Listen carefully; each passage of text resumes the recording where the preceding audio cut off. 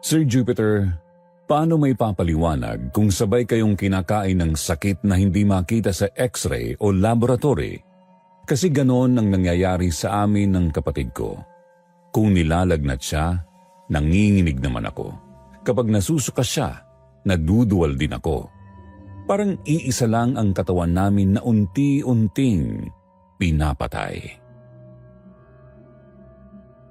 Noong una, inisip ko na baka simpleng sipon lang. Baka nagkakahawaan lang kami. Pero paano mo ipapaliwanag na minsan siya ang nilalagnat habang ako ang biglang sumusuka ng itim na tubig? O minsan ako ang inuubo, pero siya ang biglang dinudugo ang ilong kahit hindi man lang bumabahing. Magkaibang sintomas pero sabay palaging dumarating. Parang may gumuguhit na invisible na tali sa pagitan naming dalawa at bawat sakit na dumadapo sa isa kailangan ding daanan ng isa pa. At habang tumatagal mas lumalalim, mas hindi na siya mukhang ordinaryong karamdaman. Hanggang dumating yung araw na sabay kaming dumura ng langaw. Ako si Rona, 38 anyos, panganay, simula pagkabata ako na ang nagtataguyod sa aming pamilya. Ang tatay namin, maaga kaming iniwan. Ang nanay naman namin, nagtitinda ng gulay para buhayin kami. Kaya bata pa lang ako nakasanayan ko na naakuin ang mga bagay na hindi nagagampanan ng aming ina. Ako ang nagbubuhat, ako ang nagbabantay, ako ang nagsasara ng tindahan, ako ang tumatayong pangalawang nanay kay Edwin. Si Edwin naman, 34, bunso, palabiro, magaan kasama. Mabilis makagaan ng loob ng tao. Kung ako ang bato, siya yung tubig. Kung ako ang seryoso, siya yung nagbibigay ng tawa kahit sa gitna ng problema. May asawa na siya at may 2 anak, pero sa negosyo naming maliit na water refilling station at sari-sari store, lagi pa rin kaming magkasangga. Ako ang bantay at taga-manage ng kita. Siyang taga-buhat, taga-hatid ng galon, taga-asikaso ng suki. Magandang kombinasyon kasi kung wala ako, hindi tatakbo ang tindahan. Minsan nga naiisip ko baka kung wala siya, matagal na akong nalunod sa bigat ng responsibilidad. Pero kahit ganon, hindi rin nawawala yung sama ng loob na ako pa rin ang tumatayong sandalan. Siya kasi may asawa at 2 anak na kailangan ding alagaan kaya't madalas nasa akin ang huling desisyon at pasanin. Ang hindi ko lang alam sa likod ng mga ngiti niya at biro, may mga bagay pala siyang itinago. At doon nagsimula ang lahat. Ang buhay namin dati, simple lang. 8:00 pa lang ng umaga, gising na ako para buksan ng tindahan. Mag-aayos ako ng paninda, magbibilang ng barya, habang si Edwin naman abala sa paglalabas ng mga galon ng tubig. Madalas kaming sabay mag-almusal bago dumating ang mga suki. Sa hapon, kapag kaunti na ang customer, sabay kaming uupo sa harap ng tindahan. Nagkakape, nagkakwentuhan ng kung ano-ano, balita sa baryo, kamusta ang mga bata hanggang sa mga simpleng tsismis ng kapitbahay. Wala kaming iniisip kundi ang araw-araw. Kung minsan ang pinakamalaking problema lang namin ay kung may atrasadong bayad si supplier o kung may lumang freezer na kailangang ipagawa. Normal lang, tahimik. Hanggang dumating yung una naming sabay na pagkakasakit. Biglaan po. Parang walang pasabi. Isang hapon, nag-aayos ako ng kahon ng soft drinks nang parang may mainit na hangin na dumapo sa batok ko. Nang gabing yun, nilagnat ako. Akala ko dahil lang sa pagod, pero pagkabukas, si Edwin naman ang nilagnat. Mas mataas pa, halos nanginginig na siya sa tricycle. Inisip naming baka pareho lang kaming naulanan o baka nagkahawaan. Pero sumunod na linggo, kakaiba na. Hindi lagnat, kundi matinding sakit ng tiyan. Una akong nadapa sa sakit, parang pinipilipit ang bituka ko. Kinabukasan siya naman nang napaupo sa sahig, yakap ang tiyan, pawis na pawis kahit malamig ang hangin. Nagpunta kami sa health center. Nagpa-check up. Sabi ng doktor, wala raw sa dugo, malinis daw ang x-ray. Pinauwi lang kami na may reseta ng gamot para sa acid at vitamin C. Umuwi akong magaan ng pakiramdam kasi ang ibig sabihin wala namang malalang sakit. Pero habang pauwi kami, nagtanong si Edwin, "Ate, paano kung hindi sakit to? Paano kung may gumagawa nito sa atin?" Natahimik ako. Ayoko siyang sagutin kasi ayoko ring isipin na baka totoo. Pero paano nga ba i-dismiss kung mismong katawan mo na ang sumisigaw na may kakaiba? Isang gabi habang sabay kaming nakahiga sa magkahiwalay na kwarto, nagising ako sa sobrang pagkaduwal. Tumakbo ako sa lababo. Pagdura ko, may lumabas na maliit na langaw. Halos hindi ako makahinga. Nanginginig ako nang puntahan si Edwin at laking gulat ko nang makita siyang nakahawak din sa tiyan, pawis na pawis, at may iniabot sa akin. Isang panyo na may pinatay na langaw sa loob. Pagkakita ko doon, hindi ako agad nakapagsalita. Pareho kaming humihingal, parehong pawis na parang tumakbo ng kilometro, kahit wala namang kaming ginawa, kundi magdura.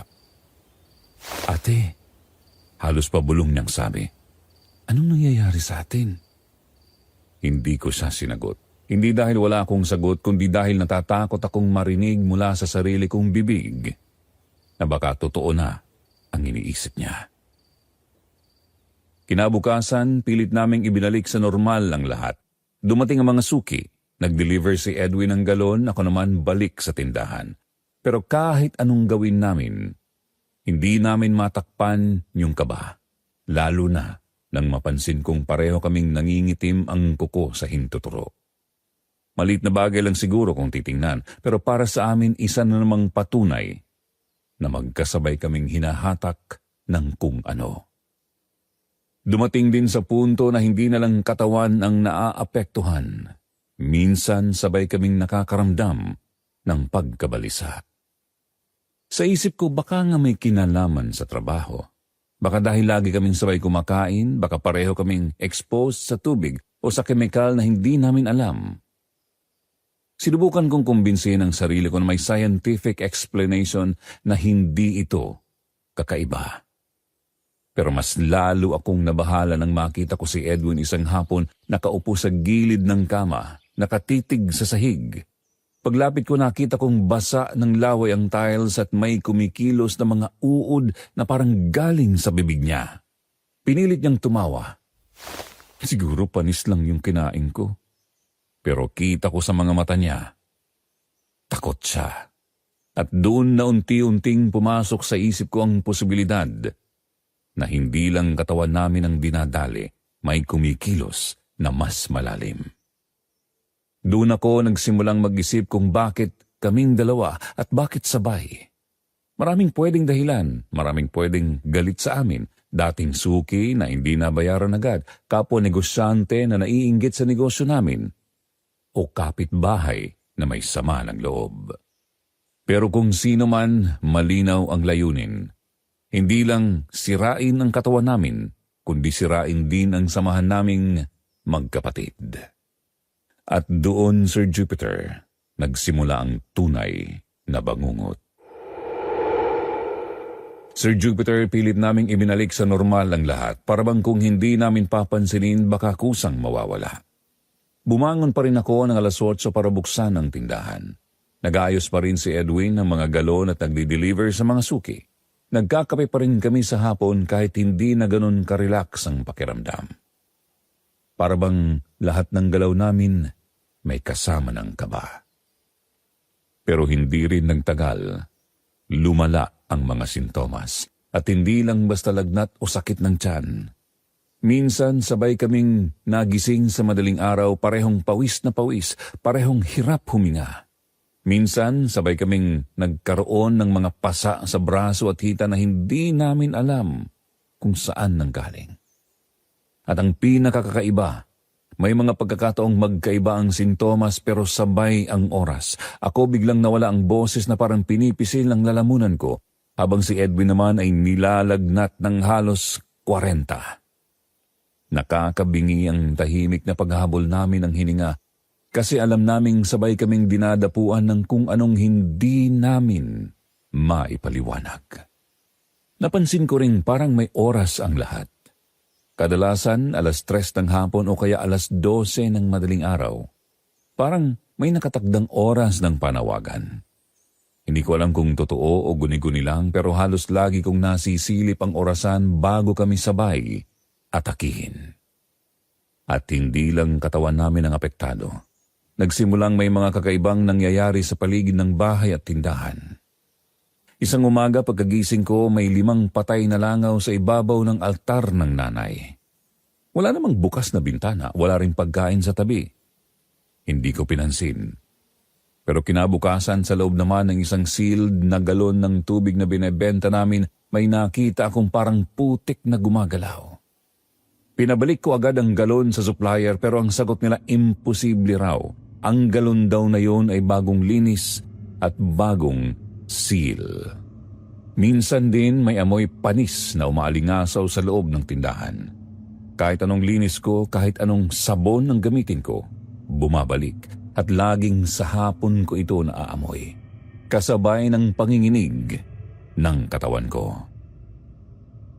Si Edwin unti-unti ring nagbago. Dati siya yung palabirong kapatid na kahit anong problema may banat na nakakatawa. Pero ngayon madalas siyang tahimik, madali ring uminit ang ulo niya.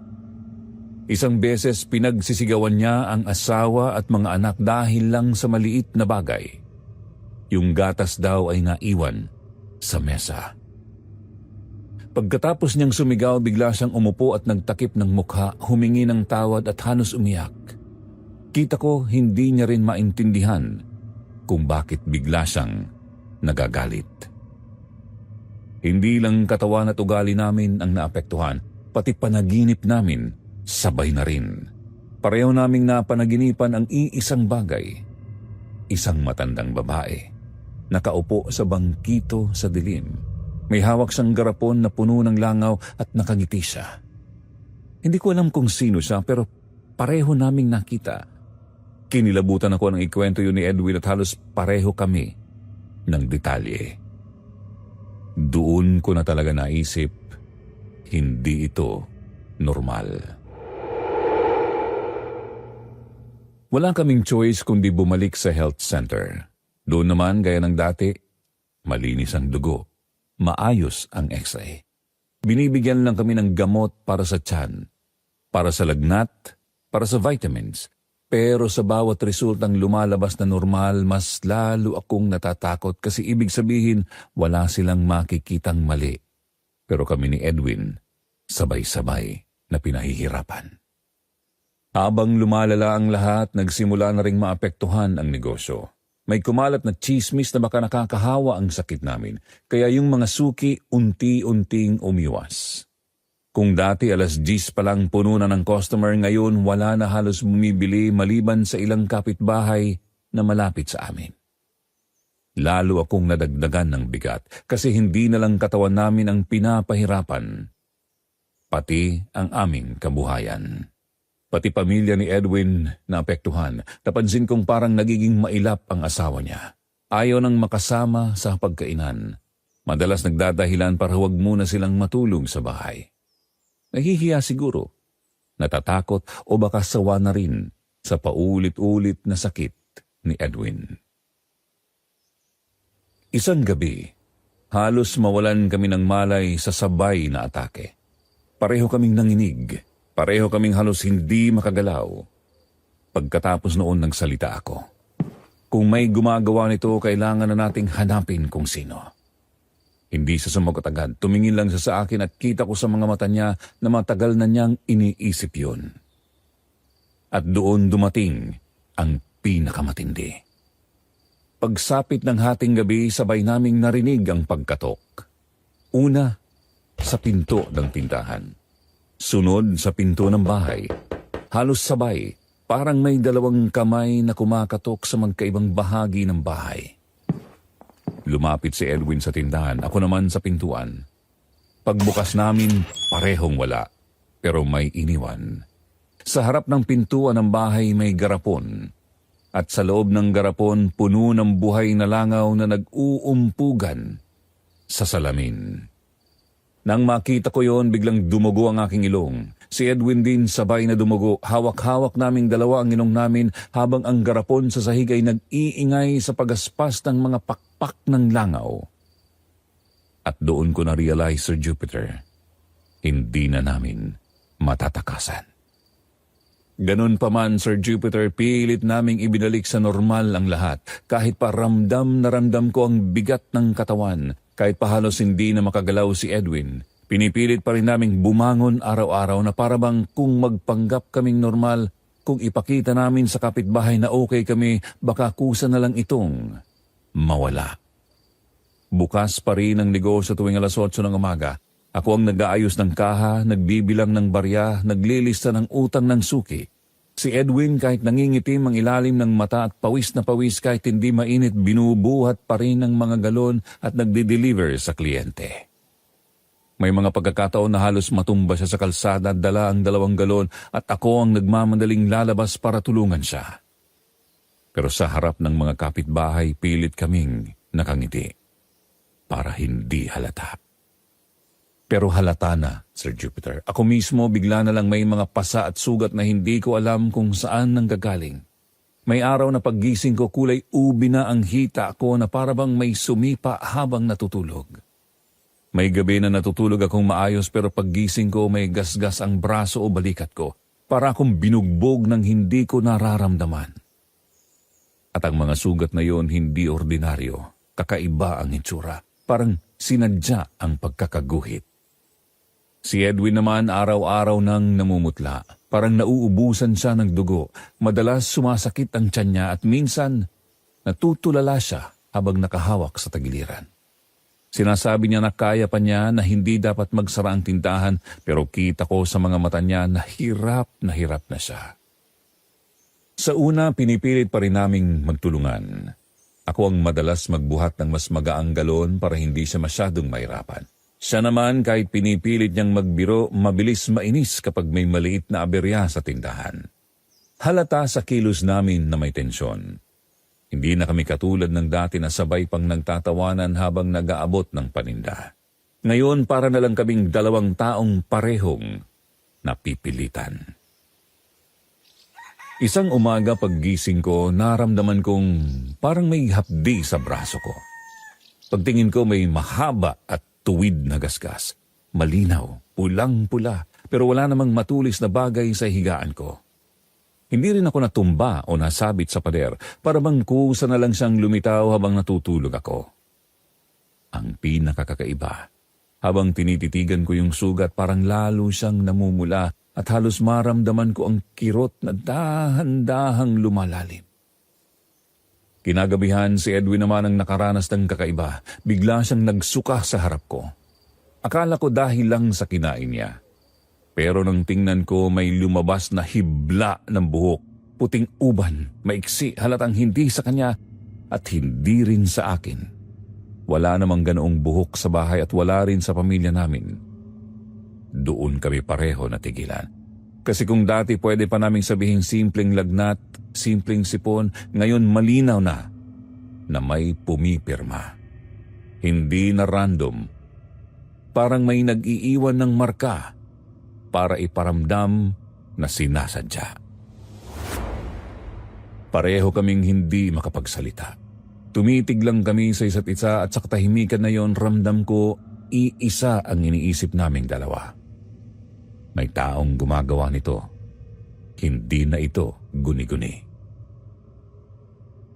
Mula noon, hindi na mapakali ang isip ko. Madalas akong mapatingin sa mga tabing bahay, tabing negosyo, iniisip kong may galit ba sa amin.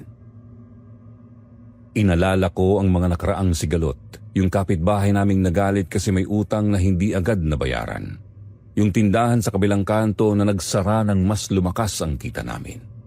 Yung matandang babae na matagal nang may tampo kay Edwin dahil nabangga raw niya ang aso noon. Lahat sila pwedeng may dahilan. Pero habang iniisa-isa ko yon, napaisip ako baka ako ang may kasalanan. Baka may nasabi ako, baka may nagawa akong hindi ko na maalala. Lahat ng sugat, lahat ng pasa sa katawan ko madalas lumalabas. Minsan iniisip ko, baka ako ang tinatamaan ng galit. Baka ako ang target. Nang minsang nabanggit ko ito kay Edwin, bigla na lang uminit ang ulo. Hindi pa man ako tapos magsalita, agad niyang sinabi, baka ikaw nga may atraso, ate. Baka minasungitan ka, baka ikaw ang may ginawa. Imbis na i-assure ako na di namin to kasalanan o pag-uusapan namin o sabay naming i-figure out anong nangyayari, siya pa ang nagbalik ng sisi sa akin. Napansin ko pa na tuwing napag-uusapan ng tungkol sa posibleng may galit sa amin, biglang nagbabago ang tono niya. Nagiging defensive, nagiging mainit ang ulo. Para bang hindi niya kayang harapin ang usapan. Lagi niyang binabalik sa akin. Doon ako nagsimulang magduda. Kasi kung pareho kaming inosente, bakit ganun lagi ang reaksyon niya? Bakit parang takot siyang mapag-usapan ng posibilidad? Bakit parang may tinatago? Kinabukasan halos hindi na makagalaw si Edwin sa sobrang sakit ng tiyan. Nakahiga lang siya, balot ng pawis, nanginginig. Ako ang nagasikaso, nagpunas ng pawis niya, nagabot ng tubig, nag-init ng sabaw. Pero sa halip na magpasalamat, bigla niya akong pinagbintangan.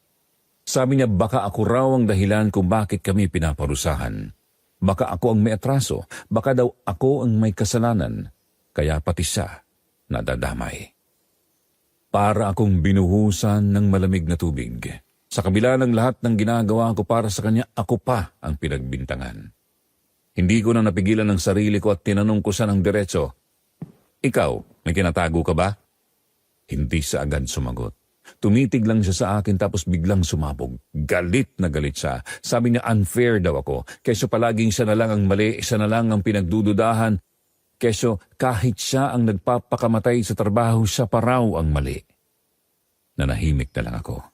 Di ko na siya sinagot. Kasi sa totoo lang, mas sugatan ako sa mga sinabi niya kaysa sa mga pasa sa katawan ko. Doon ko na-realize hindi lang pala katawan namin ang inuubos ng barang na ito. Pati ang tiwala naming magkapatid unti-unti na ring kinakain. At mas masakit yun, Sir Jupiter. Kasi kung wala na kaming tiwala sa isa't isa, paano pa namin malalabanan ang isang bagay na hindi namin makita? Alam kong pareho kaming pagod ni Edwin, pero hindi ko maalis ang pakiramdam na may pader na sa pagitan namin. Araw-araw ramdam ko na parang hinihiwalay kami ng mga sintomas na ito. Hindi lang sa katawan, kundi pati sa paraan namin ng pakikitungo sa isa't isa. Sa negosyo halos ako na lang ang nakaharap sa camera at nagla-live selling. Nagtatry na magpakatatag kahit mahina na ang katawan ko. Si Edwin, sa kabilang banda, laging may dahilan kung bakit hindi siya makakatulong. Minsan may lakad daw, minsan may sakit, o kaya'y tahimik lang sa kwarto, habang ako ang nag-aayos ng lahat. Hindi ko maintindihan kung bakit ganun na lang ang bigat na pinapasan niya sa sarili at bakit ako naiwan na parang nag-iisa sa lahat ng ito. Subalit kahit ganito, sinusubukan kong manatiling mahinahon. Pilit kong kinokontrol ang takot at galit sa loob. Pero bawat araw na lumilipas, mas nararamdaman ko ang distansya sa pagitan namin. Distansyang dati hindi ko akalaing mararamdaman sa isang kapatid. Masakit isipin pero hindi ko maalis ang pakiramdam. Hindi lang katawan ang napapagod, kundi pati ang tiwala at pagmamahal namin bilang magkapatid ay unti-unti nang nasusubok. Ang hirap ay hindi lang sa sakit kundi sa malamig na pakikitungo ni Edwin, sa mga titig at salitang parang nagtatakda ng distansya sa amin. Tuwing may sintomas ako, lagi na lang ako ang napaparatangan ni Edwin. Baka ikaw pala ang binarang at nadamay lang ako. Sabi niya minsan habang nakatingin sa akin na parang ako ang may kasalanan sa lahat. Tahimik lang ako sa umpisa, pilit kinukontrol ang nararamdaman ko. Pero sa loob ko naiipon ang galit at pagkalito. Hindi ko maintindihan kung bakit ako ang binabato ng sisi, samantalang si Edwin na dati ay katuwang sa lahat ng hirap, ngayon ay laging palayo at malamig. Napapansin ko rin na umiwas siya sa mga gawain sa bahay at negosyo. Minsan hindi na lang siya umuwi kapag nandoon naman tahimik o lasing lang at parang wala na siyang pakialam sa paligid. Ako naman nag-iisa na lang sa live selling at sa pang-araw-araw na responsibilidad at habang ginagawa ko yun, napagtanto ko na halos hindi siya apektado sa bigat na pinapasan namin. Sa bawat puntong yon, unti-unti kong naisip baka may tinatago siya. Ang biglaang paglayo, ang defensive na ugali, parang may mas malalim na dahilan sa likod ng lahat ng nangyayari. Hindi ko alam kung ano, pero ramdam ko na may sikreto si Edwin na kailangang lumabas. Isang gabi, sobrang sakit ng tiyan ni Edwin, halos hindi na niya maigalaw ang sarili. Wala na akong nagawa kundi dalhin na sa ospital. Habang hinihintay namin ang doktor, ramdam ko ang bigat sa pagitan namin. Sa harap ng nurse, naglabas ng sama ng loob si Edwin. Sinisisi niya ako sa lahat, sa sakit niya, sa nangyayari sa negosyo, sa bawat hindi may paliwanag na problema. Nararamdaman ko ang kahihiyan at kirot. Pilit akong nanahimik, kahit ang puso ko ay puno ng sama ng loob. Hindi ko maintindihan. Ang kapatid ko na dati ay mapagbirong kausap, ngayon parang estranghero. Ang init ng galit niya at ang malamig niyang mga mata, nagpapaalala sa akin na hindi na siya. Pagkatapos ng gabi na yon, umuwi ako ng ramdam ko na hindi na ako pwedeng umasa sa kanya. Napagpasyahan kong mag-isa na lang. Kailangan kong humanap ng paraan kahit na ako na lang mag-isa ang magsumikap. Ang negosyo, ang live selling, ang pang-araw-araw na gawain, lahat ay naiwan sa akin. Si Edwin tila naglaho sa mga desisyon at responsibilidad o kung nandoon man tahimik lang. Walang ambag, parang hindi apektado sa bigat ng sitwasyon. Sa gabi habang nakaupo ako sa kusina, pinagmamasdan ko siya sa kabilang silid. Nakakaintriga na parang may tinatago siya at may lihim na nag-uugat sa lahat ng nangyayari. Nakita ko sa kanyang galaw at paraan ng pagtugon na may alam siya na hindi niya sinasabi sa akin. Ang pagkakaintindi ko sa kapatid ko dati na kahit seryoso lagi siyang maaasahan ay unti-unti nang napapalitan ng duda. Habang tumatagal, mas napapansin ko na may bagay talaga si Edwin na hindi niya sinasabi. Tuwing napag-uusapan namin ang posibleng may galit sa amin, biglang umiinit ang ulo niya. Nagiging defensive at palaging binabalik ang sisi sa akin. Parang lagi akong may kasalanan kahit wala naman. Dati kahit seryoso ang usapan, lagi naming nauubos sa tawa at biruan. Ngayon halos hindi na kami nagkakaintindihan. Isang gabi habang nagla-live selling ako, narinig ko siyang nakikipag-usap sa telepono. Hindi malinaw ang lahat ng sinabi niya pero may nabanggit siyang pangalan, parang pamilyar. Konektado sa kapitbahay o sa isang kamag-anak. Hindi ko alam kung bakit pero may sumagi sa isip ko. Baka may alam siya na hindi na sinasabi. Ang puso ko ay biglang bumilis at ramdam ko na hindi lang simpleng hiwaga ang nangyayari. Doon ko naisip, kailangan kong malaman ang totoo kahit pa ako lang mag-isa. Hindi ko na kayang umasa sa kapatid ko para alamin ito at ramdam ko na ang pagkaalipusta at kakulangan ng tiwala ay mas lalong pumapabigat sa amin. Kailangan kong kumilos. Kinabukasan, pinili kong pumunta sa albularyo. Kahit alam kong malayo at mag-isa lang ako, kinuha ko ang lakas ng loob. Dala ang pangamba at sakit na iniwan ni Edwin sa akin. Habang naglalakad papunta sa bahay ng albularyo, iniisip ko ang lahat. Bakit ganito ang nangyayari sa amin? Bakit parang kami ang target? At ano ang sikreto ni Edwin na parang may kinalaman sa lahat ng ito? Pagdating ko sa albularyo, sinalubong niya ako na may seryosong tingin. Hindi ko na muna sinabi ang buong kwento. Sinimulan ko sa mga sintomas at mga palatandaan na nakita ko. Habang nakikinig siya, napansin kong tumigil sa paghinga ng medyo matagal at saka lang nagsalita. May nakabarang sa inyo, sabi niya. Hindi ito basta-basta at hindi man lang nagmula sa isang estranghero. May personal na dahilan at may kasalanan sa pamilya na siyang pinaparusahan. Pero hindi lang isa, Nadamay ang kapatid na malapit sa may ginawa. Sa mga salitang yun, bigla kong naintindihan ang bigat ng sitwasyon. Hindi lang simpleng hiwaga o sakit ang pinagdadaanan namin. May ginawa si Edwin na may malaking epekto sa pamilya at ang pagbabalik ng galit na yon ay tumama sa amin pareho. Hindi ko alam kung kakayanin namin ito, pero sa oras na yon, alam ko na kailangan kong humarap sa katotohanan at kung kinakailangan harapin mismo si Edwin. Pagkatapos kong maglakad pa uwi mula sa bahay ng albularyo, ramdam ko ang bigat sa dibdib ko na parang hindi na kaya pang itago. Habang naglalakad, iniisip ko ang lahat ng nangyari sa amin, ang sakit at pagsusuka at ang pagbabago kay Edwin. Noon ko lang naintindihan na hindi lang basta sakit ang nagpapahirap sa amin. May dahilan ang lahat. Isang bagay na matagal niyang itinatago at ngayon ko lang nalaman sa tulong ng albularyo. Ipinaliwanag sa akin ng albularyo kung bakit kami nadamay sa barang. Nakatuon ito kay Edwin, pero dahil malapit kami, nadamay rin ako. May kamag-anak kami na humingi ng tulong sa kanya noon. Hindi niya binigyan ng sapat na tulong ang pinsan namin na nangungutang para sa asawa niya kahit kaunti lang at nangyari ang hindi inaasahan. Namatay ang asawa ng pinsan namin na yon.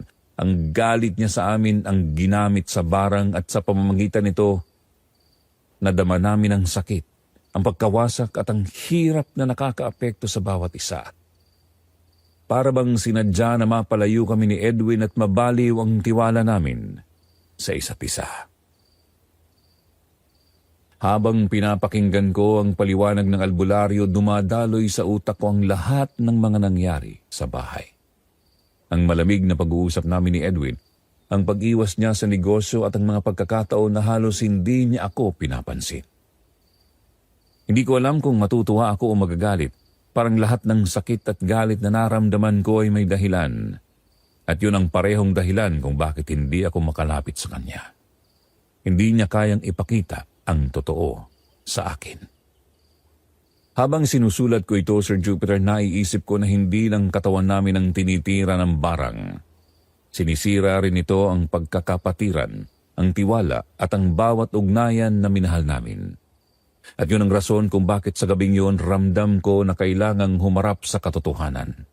Kahit masakit, kahit mahirap. Kailangang malaman kung paano maaayos ang lahat bago tuluyang masira ang lahat. Kinagabihan, umuwi ako at nakita ko siyang nakaupo sa sala. Tahimik, nakatingin sa bintana. Hindi niya sinasabi ang nararamdaman pero ramdam ko ang bigat ng katahimikan. Habang nakatingin sa kanya, iniisip ko ang lahat ng taon na nagtulungan kami. Nagbabantay sa isa't isa at paano niya nagawa ang isang bagay na ganito kagrabe. Ang hindi pagtulong sa pinsan at ang pagbabalik ng galit sa amin. Ramdam ko rin ang kalungkutan at pagkalito sa sarili ko. Hindi ko na pwedeng paligoy-ligoy pa. Kailangan kong harapin ang lahat at masakit man, alam kong ito ang tamang gawin. Dala ko ang bigat ng kaalaman mula sa albularyo. Alam kong simula na ito ng pagbabago, ang paghahanap ng paraan para maayos ang relasyon namin, para maibalik ang tiwala, at para maharap ang atrasong ginawa ni Edwin na pinagmulan ng lahat ng ito. Umupo ako sa tabi niya sa sala. Tahimik lang siya, nakatingin sa bintana at ramdam ko ang bigat sa hangin. Alam ko rin na matagal na siyang may tinatago. Sinimulan kong sabihin sa kanya ang sinabi ng albularyo, pero alam kong sa umpisa hindi siya maniniwala. Pero kailangan niyang marinig. Kailangan niyang malaman na hindi basta sakit o malas lang ang nangyayari sa amin. Ang sa tingin ko sa loob niya, alam naman niya ito.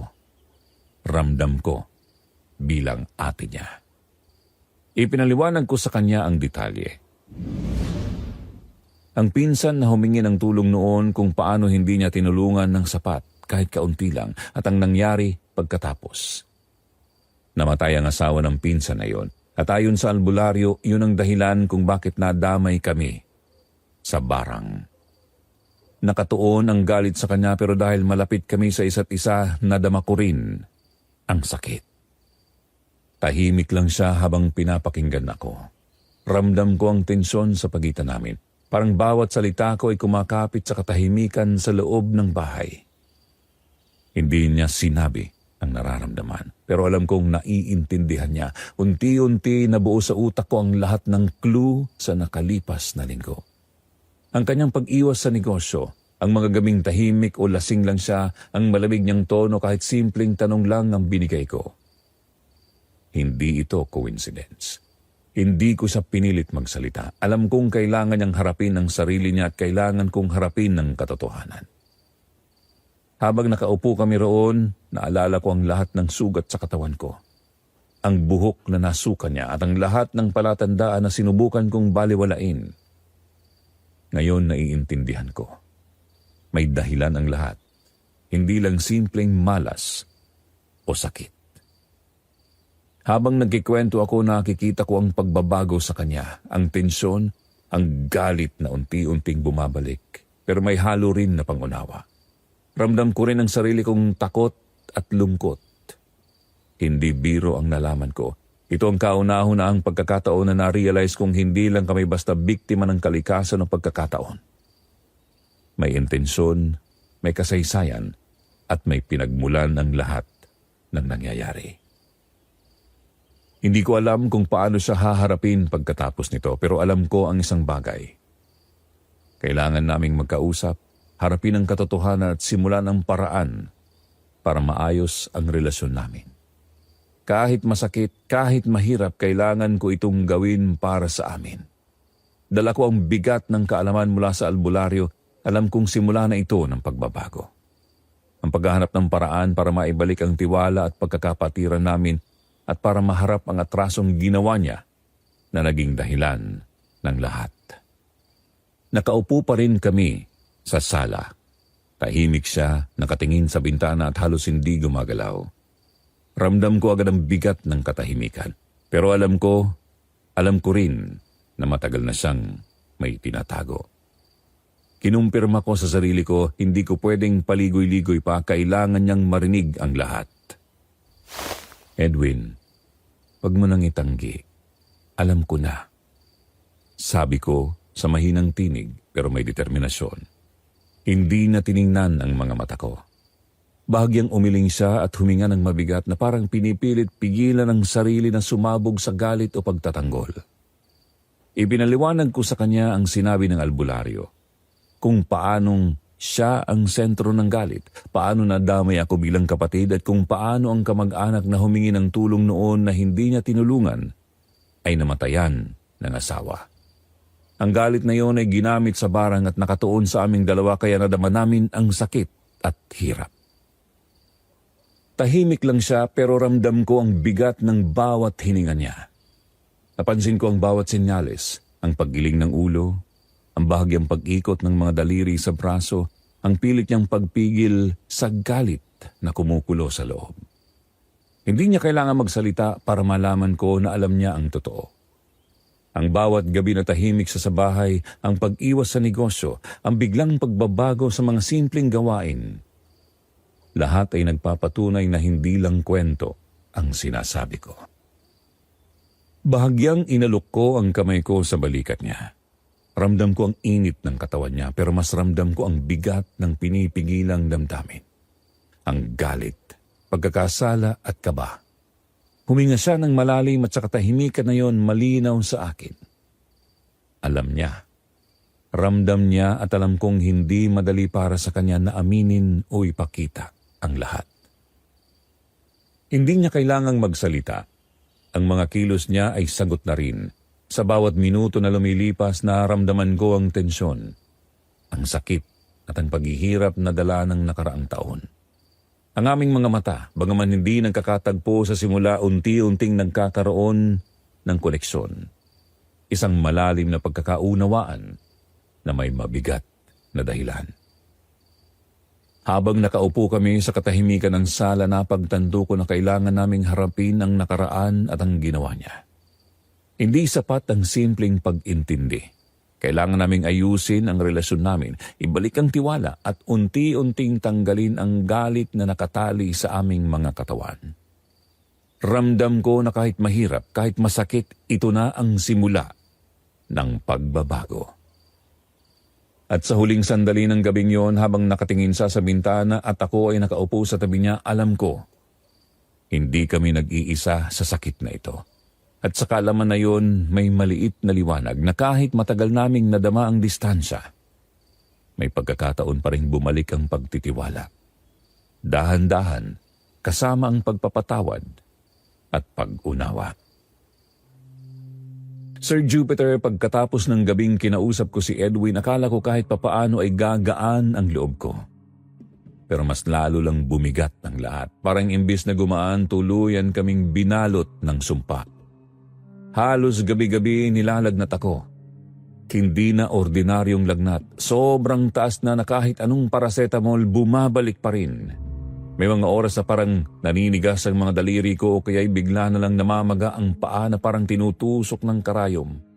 Sa umaga naman, may mga pasa akong hindi ko alam kung saan galing. Minsan parang may gumagapang sa balat ko, tapos kapag tinitingnan ko, puro pula at gasgas na parang kinamot ng hindi ko maalala kung paano.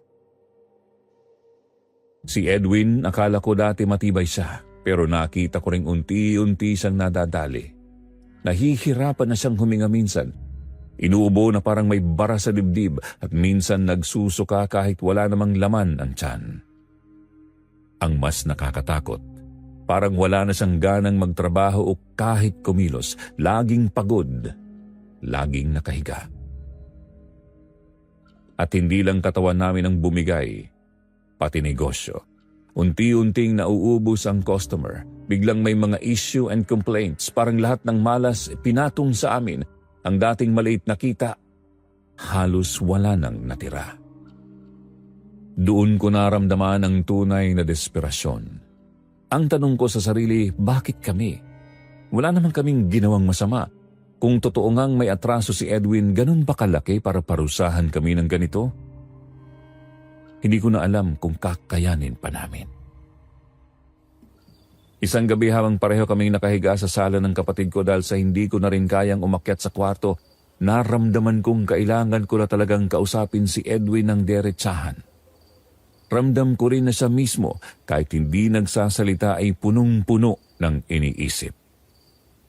Tahimik lang kami, pero naramdaman ko na yun na ang tamang oras. Sinabi ko sa kanya kung gaano ako nalilito na sa dami ng dinadamdam namin. Sa hirap ng negosyo, parang hindi na makatarungan na ganito ang parusa sa amin. Pinakikinggan niya ako pero hindi agad sumasagot. Hanggang sa nagsimula siyang magsalita. Sabi niya iniisip niya rin yun. Bakit daw parang kami pa ang kailangang magdusa gayong wala namang kaming kasalanan? Totoo, may lumapit niyang pinsan noon, humihingi ng tulong at di niya natulungan. Pero sa totoo lang, wala rin naman siyang maibibigay. Sapat lang ang kinikita namin para makatawid. Hindi kami mayaman at hindi kami pwedeng maglabas ng pera na wala naman kami.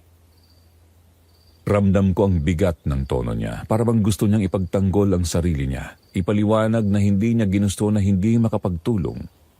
Ang tanong niya, kasalanan ba talaga namin kung hindi namin sila natulungan? At doon ko rin naisip ang parehong tanong. Totoo nga naman, hindi naman obligasyon ang palaging mag-abot lalo na kung wala ka rin. Pero bakit ganun? Parang dahil lang doon nagkaroon ng matinding galit na ibinuto sa amin. Para bang pinarusahan kami sa isang kasalanang hindi naman namin tunay na ginawa. Habang nagsasalita siya, nakita ko ang pagkadurog sa mukha niya. Oo, inamin niya na baka dapat kahit papaano ay nagbigay sa noon kahit kaunti lang, pero ang sakit lang isipin na para bang yun na ang naging dahilan ng lahat. Ang sakit, ang pagkasira, ang mga gabing halos hindi na kami makatulog dahil sa takot. Pareho kaming napahinga ng malalim. Wala nang sumunod na salita pero ramdam ko na iisa ang iniisip namin. Hindi kami obligadong magligtas ng iba pero ngayon parang kami naman ang pinarusahan ng sobra-sobra. Kinabukasan matapos ang mahabang gabi ng pag-iisip at paghilamos lang ng luha, nagdesisyon kami. Kung tama nga ang sabi ng albularyo, kung ang galit ng pinsan namin ang pinagmulan ng lahat, wala na kaming ibang magagawa kundi ibaba ang pride. Kahit gaano kasakit, kahit gaano kami naniniwala na hindi naman namin kasalanan, kailangan naming humarap at mag-sorry. Mahirap para sa amin pareho, lalo na para kay Edwin kasi siya talaga ang tinutukoy. Nakita ko kung gaano siya kabigat, parang may dala siyang sako ng bato habang naglalakad. Hindi na siya nagsalita buong umaga at ako naman pinipilit kong maging matatag kahit ako rin ay halos masira sa kaba at hiya. Pagdating namin sa bahay ng pinsan, parang bumigat ang katawan ko. Mula pa lang sa gate, ramdam ko na ang init ng mga mata nila. Hindi pa man kami nakakalapit, alam ko na. Galit pa rin sila, lalo na nung lumabas si pinsan. Hindi niya kami binati, tumayo lang siya sa tapat ng pinto, nakapamewang malamig ang tingin. Ako na ang naunang nagsalita. Humingi ako ng tawad sa nangyari. Sinabi ko na hindi namin ginusto, na kung nakatulong lang kami noon sana hindi na uwi sa ganito. Ang boses ko nanginginig hindi dahil sa kahinaan kundi dahil sa sakit na ibinababa ko ang sarili ko sa harap ng taong alam kong may matinding galit. Si Edwin, tahimik lang sa umpisa. Pero kalaunan narinig ko rin siyang humingi ng tawad. Hindi malakas, hindi buo pero malinaw. Para bang kinain niya ang lahat ng pride na meron siya. Sinabi niya na alam niyang nagkamali siya at kung may paraan sana para maibalik ang lahat, gagawin niya. Pero ang pinakamasakit, Sir Jupiter, ay ang naging sagot ng pinsan namin. Hindi niya tinanggap ang sorry. Diretso nang sinabi na huli na ang lahat. Ang asawa niya, patay na at walang halaga ang mga salita namin. Sabi pa niya kung hindi kami nagdamot noon, baka hindi siya nagkaroon ng dahilan para gawin ang ginawa niya. Parang sumabog ang dibdib ko sa narinig kong yun. Hindi siya nag-deny. Diretsong sinabi niya na oo, pinabarang niya kami at para sa kanya yun ang hustisya. Hustisya raw na dapat maramdaman din namin ang sakit na dinanas niya. Hustisya raw na kahit wala kaming obligasyon, may pananagutan pa rin kami bilang pamilya. Nakatayo lang ako roon. Hindi makagalaw habang si Edwin nakatungo lang parang wala nang natirang lakas. Sa isip ko gusto kong sumigaw na unfair na hindi tama pero wala na ring saysay. Lahat ng salita mauuwi lang sa isa. Huli na. Umalis kami doon na mas mabigat pa ang pakiramdam kaysa nung dumating kami. Humingi kami ng tawad, ibinaba ang aming pride, pero wala pala talagang kapatawaran. Doon ko naramdaman ang tunay na kahulugan ng hopelessness. Pag-uwi namin galing sa bahay ng pinsan, halos hindi na kami nag-usap ni Edwin. Pareho kaming tahimik sa biyahe at ang ingay lang ng jeep ang sumasabay sa bigat na dala namin. Pakiramdam ko bawat pag-ikot ng gulong ay parang pagtulak palayo sa kahit anong pag-asa. Pagdating sa bahay, diretsong humiga si Edwin sa kama. Hindi siya nagbihis, hindi siya kumain, hindi siya uminom ng tubig. Parang naubos lahat ng lakas niya. Ako naman naupo lang sa gilid ng lamesa, nakatingin sa mga gamit na nakakalat, mga damit na hindi nalalabhan, mga produkto sa live selling na hindi na ibenta, at ang cellphone kung wala ng battery. Lahat parang patunay ng pagkawasak ng buhay namin.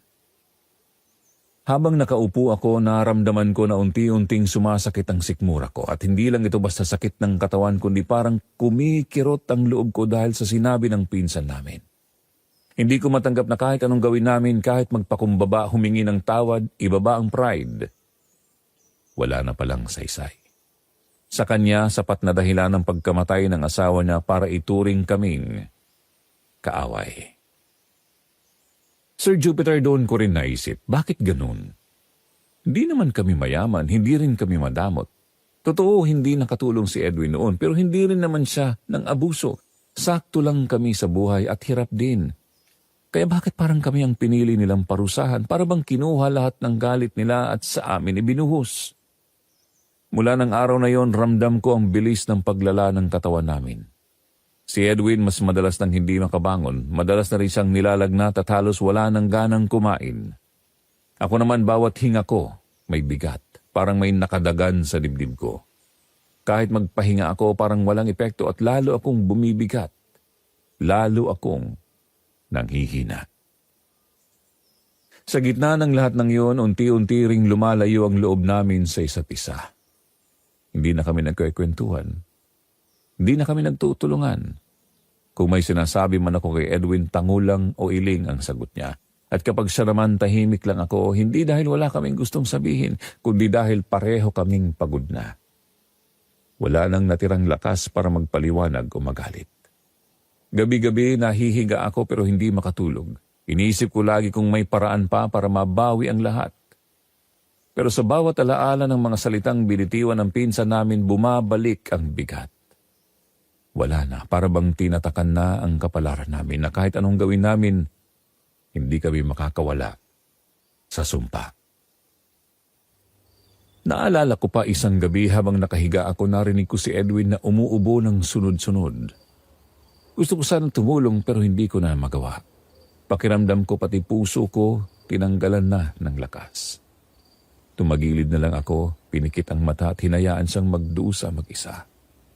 Doon ko naramdaman ang hiwa ng hopelessness. Hindi lang dahil sa sakit, kundi dahil unti-unti na rin sinisira ng barang ang pagmamahalan at pagtutulungan naming magkapatid. Wala na kaming laban. Wala na kaming magagawa at yun ang pinakamasakit tanggapin.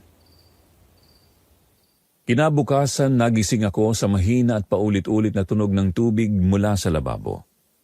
Si Mara, asawa ni Edwin, naghuhugas ng pinggan. Mabagal ang galaw niya, nanginginig ang kamay at kahit isang pinggan lang ang hinuhugasan, para bang araw na siyang pagod.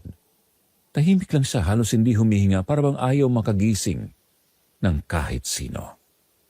Sa sulok ng sala nakaupo si Ellie, anak nila. Wala siyang laruan sa harap, walang TV na bukas, nakatitig lang sa sahig. Maputla ang mukha, nangingitim ang ilalim ng mata at may mga sandaling parang tinitingnan niya ang isang sulok ng kwarto na walang laman. Minsan napapahawak siya sa dibdib niya tapos biglang umiiyak ng walang dahilan. Mama, nandyan na naman siya. Minsan nasabi ni Ellie habang nakatingin sa may pinto ng kwarto. Hindi ko alam kung anong ibig niyang sabihin pero hindi na ako nagtatanong. Wala na rin akong lakas. Si Mara nakatingin lang din at pinipigilan ang luha. Lumipas ang mga araw, lalo lang lumubha si Edwin. Halos hindi na makabangon. Kapag sinusubukan niyang tumayo, para siyang hinihila ng sahig. Nilalagnat siya gabi-gabi tapos sa umaga pawis na parang may kinakatakutang panaginip. Minsan naririnig ko siyang nagsasalita mag-isa sa dilim, mahinang boses parang nakikiusap. Nanay, tama na. Sabi niya minsan, halos pabulong, wala naman kaming magulang. Ang bahay, nag-iba ang amoy. Hindi ko alam kung saan nanggagaling, pero parang pinaghalong langis at nabubulok na dahon. May mga yabag na naririnig sa labas kahit 2:00 ng madaling araw. Tuwing sisilip ako, tahimik lang. Pero ramdam kong may nakatayo roon, hindi lang nakikita. Dumating isang hapon ang panganay ni Edwin galing sa trabaho. Halata rin ang pagod at takot sa mukha niya. Ate, may naririnig akong sabi-sabi sa labas. Sabi nila binabarang daw talaga kayo. Bulong niya. Hindi ako nakakibo. Tumingin lang ako kay Mara pero umiwas siya ng tingin. Simula noon halos wala nang lumalapit sa bahay namin. Pati mga kapitbahay biglang nagkakanda-iwas. Kapag dumadaan ako sa tindahan, napapansin kong bumabagal ang usapan nila. Wala nang gustong tumulong. Parang may tatak na kami. Isang gabi narinig namin ang tunog ng mga kaldero sa kusina. Akala ko pusa, pero nung sinilip ko, tahimik. Nakasalansan lang lahat pero parang may nag-alis ng isang plato. Pagbalik ko sa kwarto, nakita ko si Ellie na umiiyak. Nilapitan siya ni Mara pero nanigas ang katawan ng bata. Malamig ang kamay at nang idilat ang mata, pula. Dinala namin sa ospital pero sabi ng doktor walang problema, normal lang. Pero ramdam kong hindi yun totoo. Pag-uwi namin sabay kaming nagdasal. Ako, Si Edwin, si Mara at si Ellie, sabay-sabay naming binigkas ang ama namin pero bago kami matapos biglang pumutok ang bumbilya sa kisame. Walang nagsalita. Tahimik lang kami pero sa gitna ng dilim ramdam kong may nakatayo sa tabi ko. Malamig ang hangin at sa tenga ko may bumulong, pamilyar, babae, pabulong, parang may ngiti sa dulo ng salita. Hindi pa tapos. Matapos ang gabing yun, pinilit ni Edwin na umalis muna sina Mara at Ellie. Ayaw ni Mara noong una pero nagkasakit si Ellie. Nilagnat ng walang paliwanag. Umiiyak tuwing gabi at ayaw nang tumabi sa ama. Baka mas mabuti kung sa nanay mo muna kayo, sabi ni Edwin noon habang pilit itinatago ang panghihina. Alam kong mahirap yun sa kanya pero wala siyang ibang maisip. Gusto niyang iligtas ang anak kahit siya na lang ang maiwan. Kaya nang sumakay si Mara at Ellie sa tricycle, tumingin lang siya sa kanila. Walang salita pero halata sa mata niya na baka yun na ang huling beses na makikita niya ang anak niya nang ganun. Buhay, kalmado, normal. Pagkatapos nilang umalis, naging tahimik ang bahay. Ibang klase ang katahimikan, Sir Jupiter. Parang hindi lang kawalan ng tunog, kundi parang pinipigilan ng hangin ang paghinga mo. Magdamag akong nakahiga pero gising. Naririnig ang bawat tunog, ang pagtulo ng tubig sa gripo, ang ugong ng kuryente at minsan, ang mahinang yabag na parang may naglalakad sa sala. Hindi ako agad tumingin. Alam kong wala namang dapat nandoon pero may kung anong pakiramdam na hindi na kami dalawa lang ni Edwin sa bahay. Kinabukasan nakita kong gising pa rin si Edwin. Hindi siya kumain, hindi rin lumabas ng kwarto.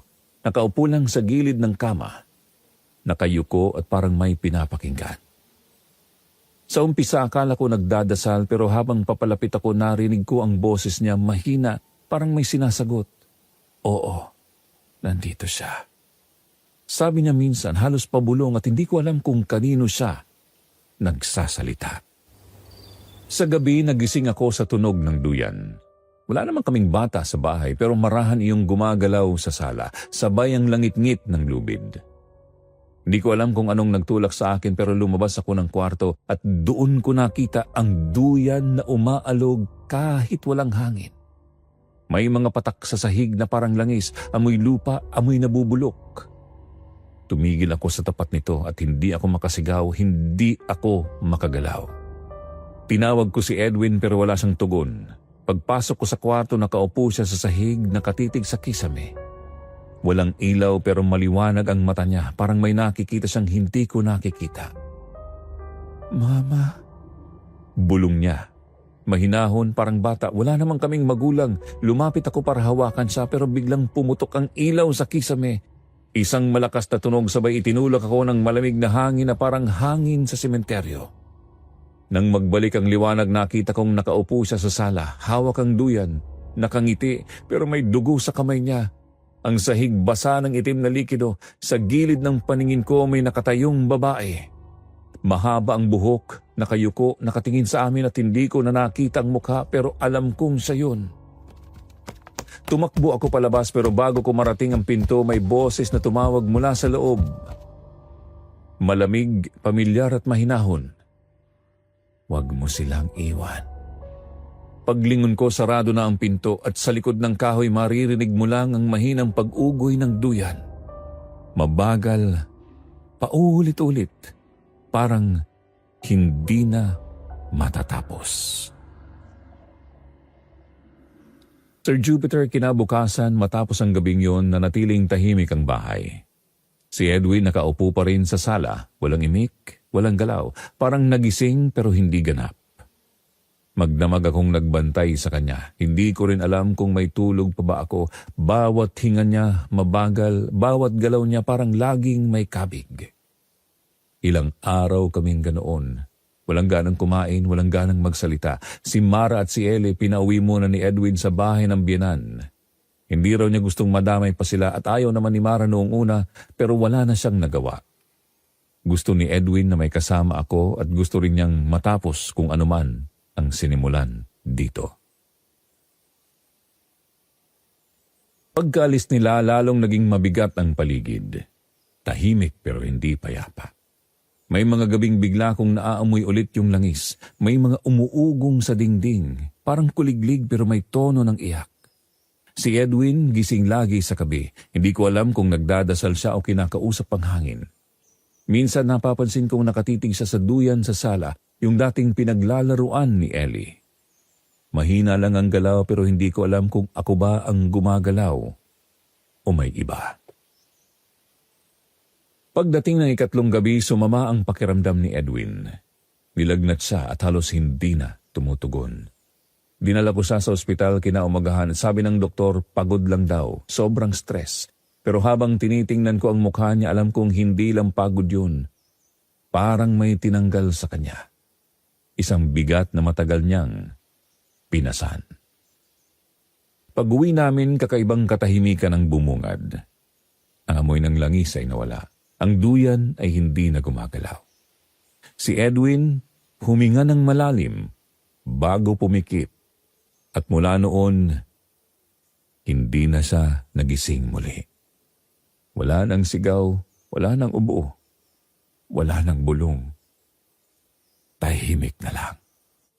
Sabi ng doktor, cardiac arrest daw. Pero para sa akin, parang bumitaw lang siya at parang pinayagan na siya. Sa mga araw na sumunod, si Mara ay madalas nasa tabi ko. Tahimik din siya. Hindi namin kailangang pag-usapan. Lahat ng dapat naming maramdaman naroon na. Si Ellie naman, minsan kong narinig habang naglalaro sa sala, marahang hinahaplos ang duyan. Mahina lang ang boses niya. Pero malinaw. Para siyang nagpasalamat. Ngayon habang sinusulat ko ito, naririnig ko ang ulan sa labas. Ang bahay ay tahimik ulit. Pero hindi na mabigat. Parang natapos na ang isang mahabang gabi. Kung totoo man ang barang o kung may espiritu mang kumapit sa amin, hindi ko na hinahangad malaman. Ang sigurado lang ako, may mga bagay talagang hindi napapawi ng gamot o dasal. Maliban na lang kung kusang bitawan ng puso. At kung may natutunan ako sa lahat ng ito, Sir Jupiter, siguro ito yun. Hindi lahat ng kababalaghan ay parusa. Minsan, isa lang itong paraan ng paghingi ng tawad. Mula sa mga matagal nang hindi natin pinatawad. Rona. Marami sa atin ang naniniwala sa barang, sa sumpa, sa mga galit na bumabalik sa atin kapag hindi tayo nakatulong o nakabawi. Pero minsan, nakakaligtaan nating isipin, hindi ba mas malakas pa rin ang galit at sama ng loob ng taong matagal nang hindi pinapakinggan? Si Edwin, si Rona at ang pamilya nila, hindi na siguro malalaman kung sino talaga ang nagpadala ng sumpa. Pero sa huli, parang ang mas malinaw ay yung pagkapit nila sa isa't isa kahit wala na silang lakas. At doon mo marirealize, hindi lahat ng kababalaghan dapat labanan. Minsan, kailangan mo lang itong tanggapin bilang paraan ng pagtatapos. Sa mga nakikinig ngayon, kung may mga taong matagal niyong di napapatawad, baka ito na yung panahon. Kasi minsan, hindi mga kulam o barang ang nagpapabigat sa atin, kundi yung mga hindi natin mabitawang sama ng loob. Ito po ang inyong lingkod, Jupiter. At ito ang Sityo Bangungot. Magandang gabi.